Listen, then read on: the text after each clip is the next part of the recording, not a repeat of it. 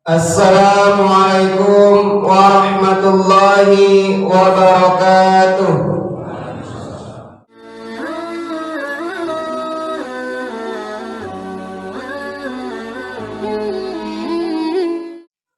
Alhamdulillah, alhamdulillahilladzi hadana li hadza wa ma kunna linahtadiya laula an hadanallah.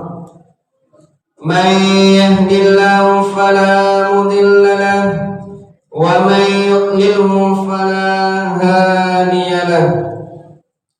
Asyhadu an la ilaha illallah wahdahu la syarika lahu wa asyhadu anna Muhammadan abduhu wa rasuluhu la nabiyya ba'dahu. Allahumma shalli ala sayyidina Muhammad wa ala ali sayyidina Muhammad. Faya ayyuhal muslimun, ittaqullah haqqa tuqatih wa la tamutunna illa wa antum muslimun. Qala Allah ta'ala fil Qur'anil Karim, a'udzu billahi minasy syaithanir rajim. Bismillahirrahmanirrahim.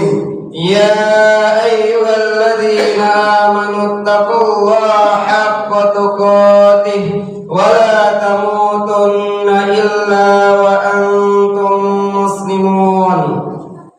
Wa qala fi ayatil ukhra, yawma yanzurul mar'u ma qaddamat yadahu wa yaqulul kafiru ya laitani kuntu turaba. Shadaqallahul azim. Ma'asyiral muslimin jamaah salat Jumat yang dirahmati Allah. Puji syukur kita kepada Allah Subhanahu wa taala yang telah melimpahkan rahmat dan nikmatnya kepada kita semua sehingga kita dapat hadir pada siang ini dalam rangka melaksanakan salat Jumat berjamaah di Masjid Jamiatur Rahmah. Salawat dan salam marilah kita hadiahkan buat junjungan kita, yakni Nabi besar Muhammad sallallahu alaihi wasallam, dengan lafaz Allahumma shalli ala sayyidina Muhammad wa ala ali sayyidina Muhammad. Assalamu alayka ya Rasulullah, assalamu alayka ya Habibullah.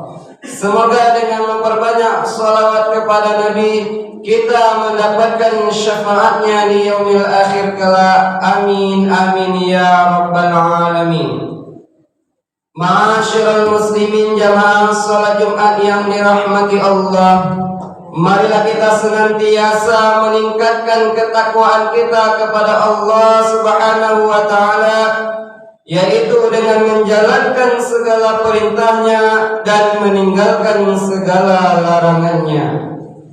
Baiklah, adapun judul khutbah kita pada kesempatan kali ini adalah 5 kehinaan bagi mereka yang tidak sholat.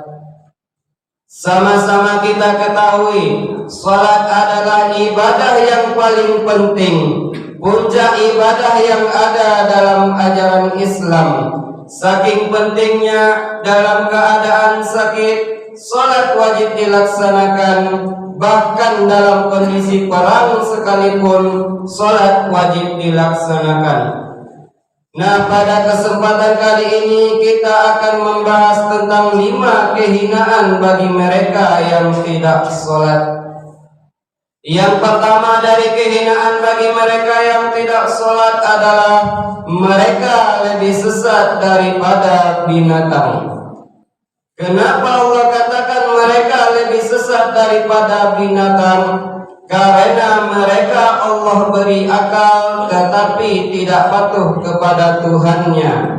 Sementara binatang tidak Allah beri akal, bisa patuh kepada tuannya. Dapat kita ambil contoh misalnya seekor binatang, anjing, ia dipelihara oleh tuannya, yang terkadang hanya diberi makan nasi basi, si anjing merasa berhutang budi dan ia rela membalas kebaikan tuannya walaupun dengan mempertaruhkan nyawanya. Nah, di sini dapat kita bandingkan dengan nikmat yang telah Allah berikan kepada kita semua. Saking banyaknya tidak akan sanggup kita untuk mencatatnya. Jadi tidak salah jika Allah katakan orang yang tidak sholat lebih sesat daripada binatang.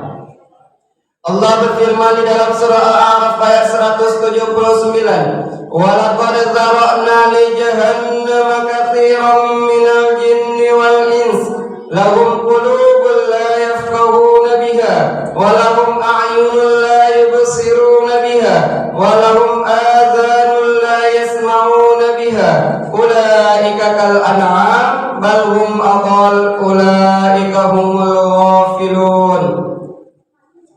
Sungguh akan kami isi neraka jahanam itu kebanyakan dari golongan jin dan manusia. Mereka memiliki hati tetapi tidak digunakan untuk memahami ayat-ayat Allah. Mereka memiliki mata tetapi tidak digunakan untuk melihat kekuasaan Allah. Mereka memiliki telinga tetapi tidak digunakan untuk mendengar ayat-ayat Allah. Mereka seperti binatang ternak, bahkan lebih sesat. Mereka orang-orang yang lalai. Ma'asyiral muslimin jamaah salat Jumat yang dirahmati Allah. Yang kedua dari kehinaan bagi mereka yang tidak salat adalah semua amal ibadahnya tidak akan diterima oleh Allah. Rasulullah sallallahu alaihi wasallam bersabda, "Awwalu ma yuhasabu bihil 'abdu yawmal qiyamati as-shalah, fa in salahat salaha sa'iru 'amali, wa in fasadat fasada sa'iru 'amali." Rawahu Tabrani. Amalan seorang hamba yang pertama kali dihisab adalah salat. Jika salatnya baik, maka amalan yang lainnya pun dianggap baik. Dan jika salatnya rusak, maka amalan yang lainnya pun dianggap rusak. As-salatu imanuddin. Salat adalah tiang agama. Sama halnya dengan bangunan. Apabila tidak ada tiang, maka bangunan itu tidak akan bisa berdiri. Begitu pula dengan agama. Jika kita tidak sholat, maka agama kita tidak akan sempurna. Yang ketiga dari kehinaan bagi mereka yang tidak sholat adalah doanya tidak akan dikabulkan oleh Allah. Allah berfirman di dalam surah Al-Baqarah ayat 186, "Wa idza sa'alaka ibadi anni fa inni qarib ujibu da'watad da'i idza da'an falyastajibu li wal yu'minu bi la'allahum yarshudun." Apabila hambaku bertanya kepadamu tentang aku, wahai Muhammad, kata Allah, katakanlah bahwasanya aku dekat. Berdoalah kepadaku, akan aku kabulkan doa mereka dan penuhi perintahku dan beriman kepadaku agar kamu menjadi orang yang beruntung. Dalam ayat ini Allah katakan, jika doa kita ingin dikabulkan oleh Allah, kita harus penuhi perintahnya dan beriman kepadanya. Salah satu perintah dan bukti keimanan kita kepada Allah adalah sholat. Jadi jelas orang yang tidak sholat, doanya tidak akan dikabulkan oleh Allah. Ma'asyiral muslimin jamaah salat Jumat yang dirahmati Allah. Yang keempat dari kehinaan bagi mereka yang tidak salat adalah Allah akan berikan mereka kehidupan yang sempit. Allah berfirman di dalam surah Thaha ayat 124, "Wa man a'rada 'an dzikri fa inna lahu ma'isyatan dhanka wa nahsyuruhu yaumal qiyamati a'ma." Barang siapa yang berpaling dari peringatanku, kata Allah, niscaya akan aku berikan kehidupan yang sempit, dan di akhirat akan kami kumpulkan dalam keadaan buta. Jika selama ini kita hidup dalam kesusahan, hidup dalam kesempitan, jangan Allah yang kita salahkan, kitalah yang harus introspeksi diri. Mungkin kesusahan dan kesempitan yang kita alami selama ini karena kita lalai dalam beribadah kepada Allah, terutama dalam melaksanakan ibadah sholat. Percayalah, jika kita bertakwa, Allah akan penuhi janjinya. Begitu pula sebaliknya, jika kita ingkar, Allah akan berikan kehidupan yang sempit. Yang kelima dari kehinaan bagi mereka yang tidak sholat adalah Allah akan masukkan mereka ke dalam neraka Saqar. Allah berfirman di dalam surah Al-Mudaththir ayat 42 dan 43, yaitu percakapan antara penduduk surga dengan ahli neraka. Ma salakakum fi saqar? Qalu lam naku minal musallin.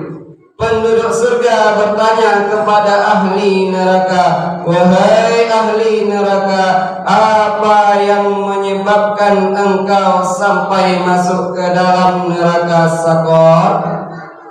Ahli neraka menjawab, kami termasuk orang-orang yang meninggalkan sholat. Sesampainya di neraka, barulah mereka menyesal. Penyesalan mereka Allah gambarkan dalam surah An-Naba ayat 40. Yauma yanzurul mar'u ma qaddamat yadahu wa yaqulul kafiru ya laitani kuntu turaba. Pada hari di saat manusia diperlihatkan apa yang telah diperbuat oleh tangannya, maka orang kafir berkata, alangkah baiknya dahulu aku adalah tanah. Ma'asyiral muslimin jamaah salat Jumat yang dirahmati Allah, inilah 5 kehinaan bagi mereka yang tidak salat. Mudah-mudahan kita semua tidak termasuk dalam golongan ini. Amin amin ya rabbal alamin. Hidup kita akan berakhir, maka mari kita akhiri hidup kita dengan husnul khatimah, dan jangan diakhiri dengan su'ul khatimah. Barakallahu li wa lakum fil Qur'anil azim, wa nafa'ani wa iyyakum bima fihi minal ayati wa dzikril hakim, wa taqabbal minni wa minkum tilawatahu innahu huwal ghafurur rahim.